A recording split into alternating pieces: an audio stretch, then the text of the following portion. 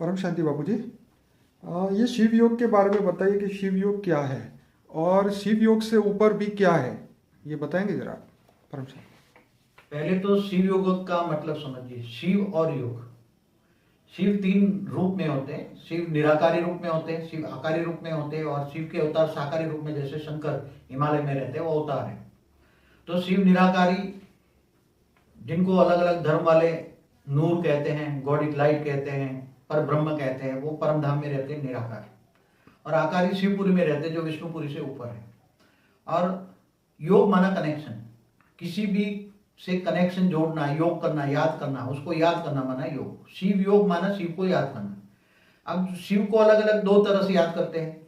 एक तो निरंजन निराकार को याद करते हैं, जो निराकार माना गॉड इज लाइट, निराकार को याद करते हैं।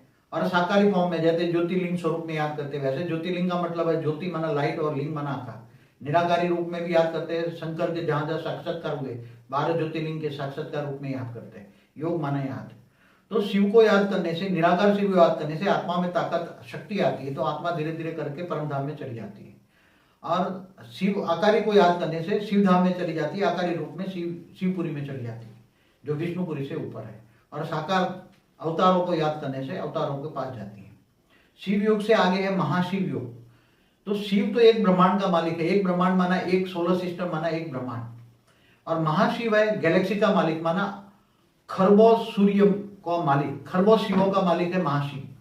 गैलेक्सी माना आकाश गंगाओं का मालिक है महाशिव। महाशिव को तुम नॉलेज हो, महाशिव का नॉलेज हो, महाशिव को याद करो तो तुम महाशिव के पास चले जाओगे। योग माना कनेक्शन जुड़ेगा, महाशिव से पावर आएगा तो तुम गैलेक्सी के पास चले जाओगे, महाशिव के पास चले जाओगे। इसीलिए शिव जी हमेशा महाशिव को याद करते हैं। शिव हमेशा महाशिव को ही याद करते हैं।